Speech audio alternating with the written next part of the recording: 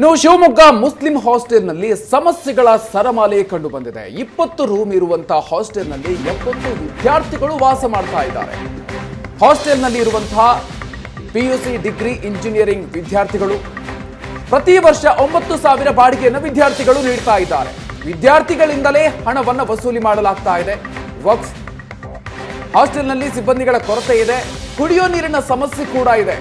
ಶೌಚಾಲಯ, ಸ್ನಾನದ ಗೃಹಗಳಿಲ್ಲದೆ ವಿದ್ಯಾರ್ಥಿಗಳು ಪರದಾಡುವಂತಹ ಪರಿಸ್ಥಿತಿ ಕೂಡ ಇದೆ. ಇನ್ನು ರೂಮ್ನಲ್ಲಿ ಮೇಲ್ಛಾವಣಿ ಕೂಡ ಕಿತ್ಕೊಂಡು ಹೋಗಿದೆ. ಚಾವಣಿ ಕೂಡ ಸೋರ್ತಾ ಇದೆ.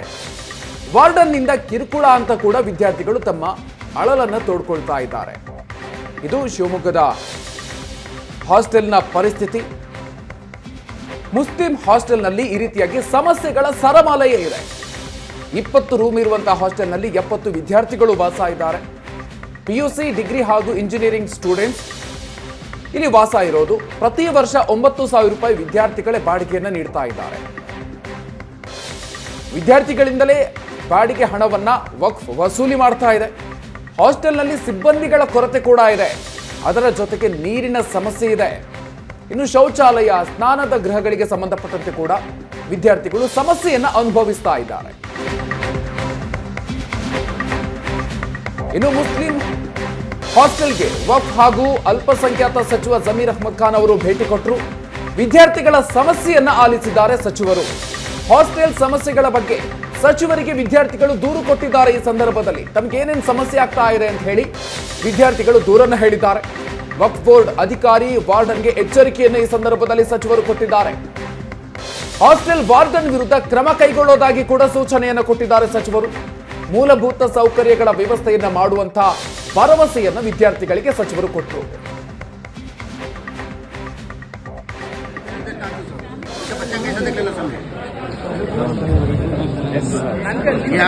या हॉस्टल को एक देते बाथरूम का भी ये होना चाहिए. ಅಲ್ಲಿ ಏನೋ ಸ್ವಲ್ಪ ಫುಡ್ ನೀರಿದು ಸ್ವಲ್ಪ ವ್ಯವಸ್ಥೆ ಮಾಡಬೇಕಂತ ಕೇಳ್ಕೊಂಡಿದ್ದಾರೆ.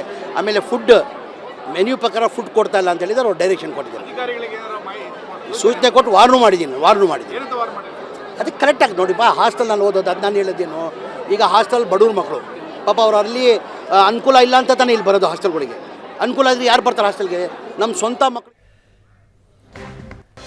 ಬನ್ನಿ ಬಗ್ಗಿನಷ್ಟು ಹೆಚ್ಚಿನ ಡೀಟೇಲ್ಸ್ ಕೊಡ್ತಾರೆ ನಮ್ಮ ಪ್ರತಿನಿಧಿ ರಾಜೇಶ್ ಕಾಮತ್. ಇದೀಗ ನಮ್ಮ ಜೊತೆಗೆ ನೇರ ಸಂಪರ್ಕದಲ್ಲಿದ್ದಾರೆ. ರಾಜೇಶ್, ಇದೀಗ ವಕ್ಫ್ ಬೋರ್ಡ್ಗೆ ಕೋಟಿ ಅನುದಾನವನ್ನು ನೀಡಲಾಗುತ್ತೆ, ಆದರೆ ವಿದ್ಯಾರ್ಥಿಗಳು ಮಾತ್ರ ಈ ರೀತಿಯಾಗಿರುವಂತಹ ಪರಿಸ್ಥಿತಿಯನ್ನು ಎದುರಿಸ್ತಾ ಇದ್ದಾರೆ. ಏನೇನು ಡೀಟೇಲ್ಸ್ ಇದೆ?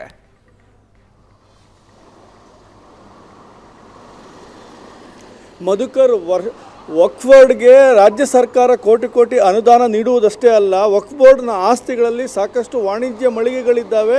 ಅದರಿಂದನೂ ಕೂಡ ಲಕ್ಷಾಂತರ ರೂಪಾಯಿ ಆದಾಯ ತಿಂಗಳಿಗೆ ಬರುತ್ತೆ. ಇಷ್ಟಿದ್ರೂ ಕೂಡ ಆ ಏನು ಮುಸ್ಲಿಮ್ಸ್ ಹಾಸ್ಟೆಲ್ ಇದೆ, ಆ ಮುಸ್ಲಿಮ್ಸ್ ಹಾಸ್ಟೆಲ್ ನಿರ್ವಹಣೆಯನ್ನು ವಕ್ಫ್ ಬೋರ್ಡ್ ಸರಿಯಾಗಿ ಮಾಡ್ತಾ ಇಲ್ಲ. ಇಡೀ ಹಾಸ್ಟೆಲ್ ಗಬ್ಬೆದ್ದು ನಾರ್ತಾ ಇದೆ. 70 ವಿದ್ಯಾರ್ಥಿಗಳನ್ನು ಕೂಡ ಸರಿಯಾಗಿ ನೋಡ್ಕೊಳ್ಳೋದೇ ಇರ್ತಕ್ಕಂಥ ಪರಿಸ್ಥಿತಿ ಅಲ್ಲಿರ್ತಕ್ಕಂಥದ್ದು ಕಣ್ಮುಂದೆನೇ ಕಂಡು ಬರ್ತದೆ.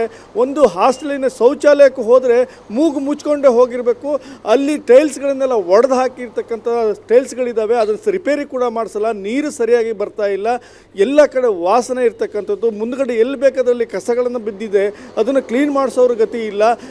ಏನು ಆ ರೂಮ್ಗಳಿದ್ದಾವೆ, ಆ 3 ರೂಮ್ಗಳು ಕೋಳಿಗೂಡಿನಂತೆ ರೂಮ್ಗಳಿರ್ತಕ್ಕಂಥದ್ದು.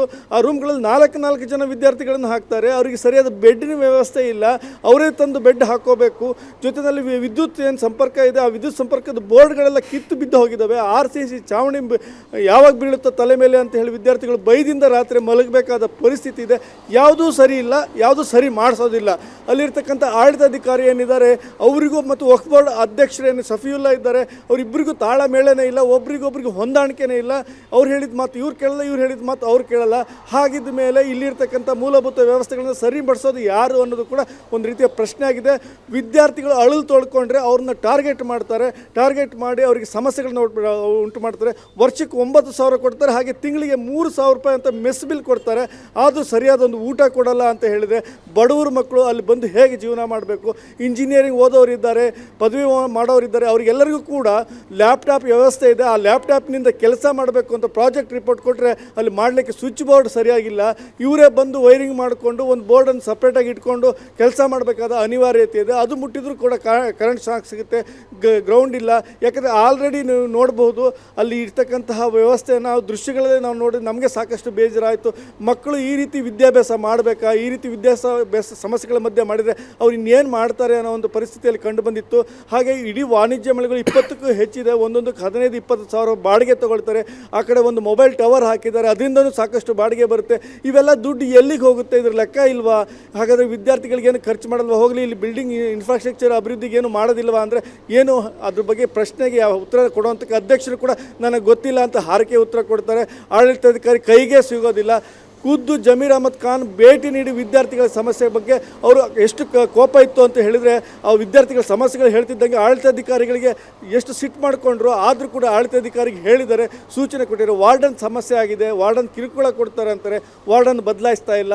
ಇವೆಲ್ಲವನ್ನು ತಕ್ಷಣವೇ ಮಾಡಬೇಕು ಅಂತ ಹೇಳಿದರೆ ಖುದ್ದು MLC ಬಲ್ಕೀಶ್ ಬಾನು ಅವರು ನಿನ್ನೆ ಕೂಡ ಹಾಸ್ಟೆಲ್ಗೆ ಭೇಟಿ ಕೊಟ್ಟು ಅಲ್ಲಿರ್ತಕ್ಕಂಥ ಸಮಸ್ಯೆಗಳನ್ನು ಪರಿಶೀಲನೆ ಮಾಡಿದ್ದಾರೆ. ಆದಷ್ಟು ಬೇಗ ಬಗೆಹರಿಸ್ತೀವಿ ಅಂತಿದ್ದಾರೆ. ಆದರೆ ಬಗೆಹರಿಸಿದರೆ ಮಾತ್ರ ಆ ಒಂದು ಸಮಸ್ಯೆಗೆ ಮುಕ್ತಿ ಕೊಟ್ಟರೆ ಮಾತ್ರ ವಿದ್ಯಾರ್ಥಿಗಳು ಒಳ್ಳೆಯ ವಿದ್ಯಾಭ್ಯಾಸ ಮಾಡ್ಬೋದು ಅಂತ ಹೇಳಿ ಕಂಡುಬರುತ್ತೆ. Madhukar, okay, thank you Rajesh ಡೀಟೇಲ್ಸ್ಗೆ.